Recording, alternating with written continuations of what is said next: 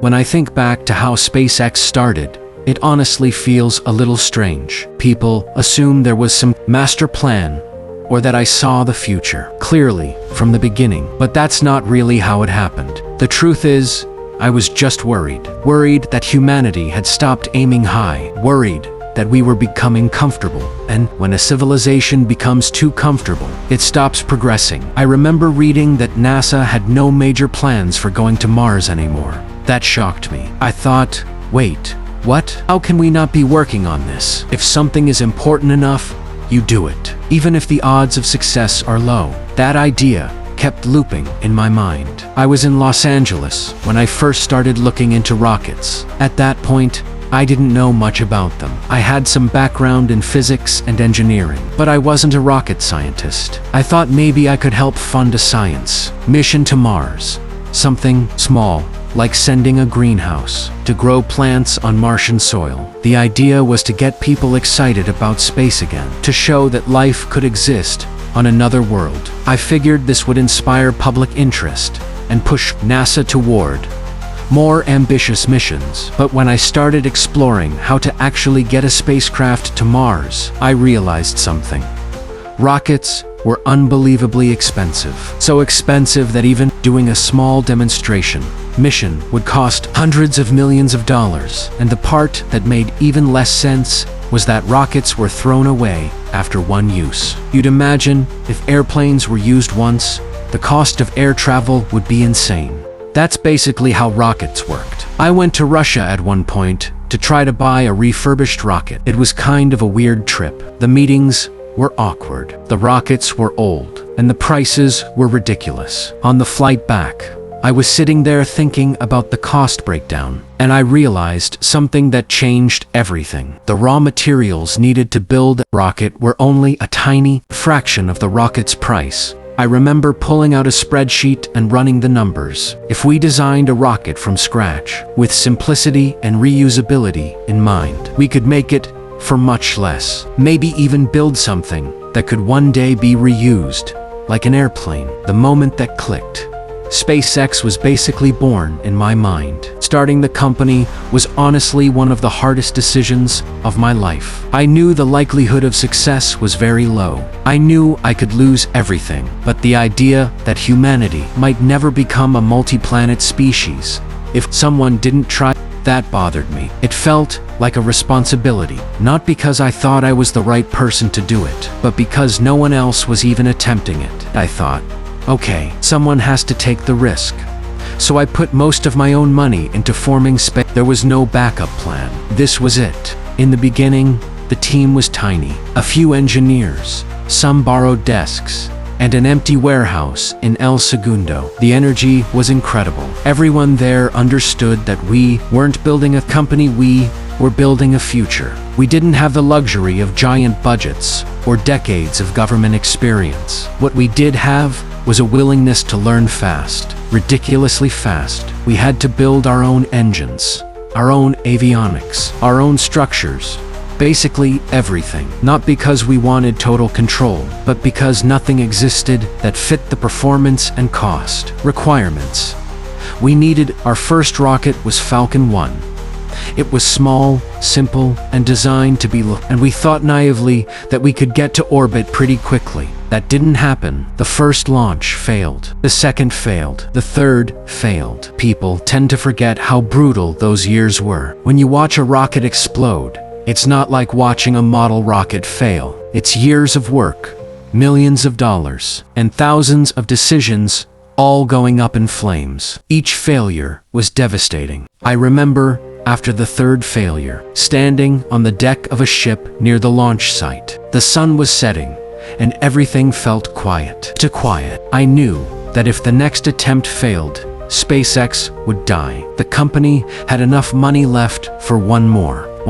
And if that didn't work, that was the end of the dream. But giving up didn't feel like an option. Not because of stubbornness, but because I truly believed that humanity needed this. We worked day and night, analyzing every tiny detail of the failures. Not just what went wrong, but what could go wrong. The team was exhausted, emotionally and physically. And then came launch day, for the fourth attempt. I can still feel the tension. The countdown felt slow and fast at the same time. When Falcon 1 lifted off, it looked stable. When it reached stage separation, I held my breath. When the second stage ignited correctly, tears started to form in my eyes. And when it reached orbit, I just let out this deep breath I had been holding for years. Falcon 1 succeeded. SpaceX survived, and for the first time, the world began to take us seriously. Shortly after that, NASA awarded us a contract that helped keep us alive. It wasn't a handout, it was a competition, and we won. But that contract gave us enough financial stability to keep going, to build a bigger rocket, Falcon 9. And Falcon 9 was designed with reusability in mind. From day one, people told us again and again, this won't work. Rockets can't land. They'll tip over. They'll crash. But if you accept limits that other people place on you, you'll never go beyond them. And the physics showed it was possible. Hard, yes, but possible. The first attempts at landing boosters were interesting, to put it lightly. Some hit the ocean too hard. Some tipped over. One hit the drone ship so hard, it basically destroyed everything. There's actually a video compilation online called How Not to Land a Rocket. We uploaded it because failing publicly is fine. It's part of progress, and every failure taught us something. We kept refining the guidance algorithms, the grid fins, the landing legs, and then one day, it worked. The booster came down, fired its engines, and landed upright on a concrete pad at Cape Canaveral. It looked like something out of a movie. That moment changed everything, not just but for the entire space industry, because once you demonstrate that reusability is possible, the economics of space shift forever. Around the same time, we started working on Starlink. The original idea was pretty straightforward. Build a global satellite network to provide high-speed internet, especially to places that don't have good connectivity. But Starlink also had another important purpose: generate revenue to fund our Mars ambitions. Going to Mars is extremely expensive. We needed a business model that could support that level of investment. Starlink became that model. We built thousands of satellites, launched them using our own rockets, and built user terminals that people could set up almost anywhere. Today, Starlink helps people in remote areas, ships at sea, airplanes in flight, and even emergency responders in disaster zones. It's one of those projects that started out as a tool but became something genuinely meaningful. But for Mars, really, going to Mars, we needed something bigger, much bigger. Falcon 9 wouldn't cut it. Even Falcon Heavy wasn't enough. We needed a fully reusable, super heavy launch system, capable of carrying enormous amounts of cargo and eventually humans. That's where Starship came from. Starship is the most ambitious engineering project I've ever been involved in. It's massive, stainless steel, and designed to be reused over and over again, like a giant airliner. People laughed at the early prototypes. They looked like water towers, and they exploded a lot. Each explosion was data. Each test flight brought us closer to understanding the physics, the aerodynamics, the heat shielding, the engine reliability. When the first full-scale Starship lifted off, it didn't reach orbit, but it reached milestones. And then another test went farther, and another. Progress isn't binary. You don't go from failure to success in one step. You inch forward. You fail better each time. You take what you learn and build again. Eventually, Starship will take people to the moon for NASA's Artemis program. And beyond that, I believe it will take the first humans to Mars. Not explorers doing a one-way mission, but people who will build the first Martian city. That's the goal. A lot of people ask me, why Mars? Why go through all this trouble? Why risk so much? The answer is pretty simple. I want humanity to survive. Earth is beautiful, but it's also fragile. If something happens, Hera, massive war, a natural disaster, an asteroid strike, we could lose everything. All of civilization, all of human history, all of our knowledge, our art, our creativity. Becoming a multi-planet species reduces that risk significantly. It increases the lifespan of human consciousness. And I think consciousness is a rare and precious thing in the universe. Maybe we're the only place where it exists right now. If that's true, then we have a responsibility to protect it. When I walk through the Starbase facility from Texas and see these giant rockets being built, it's surreal. Thousands of people working day and night, welding steel, assembling engines, writing code, testing systems, and all of them are there because they believe in something bigger than themselves. They believe we can do this. Every time a starship flies,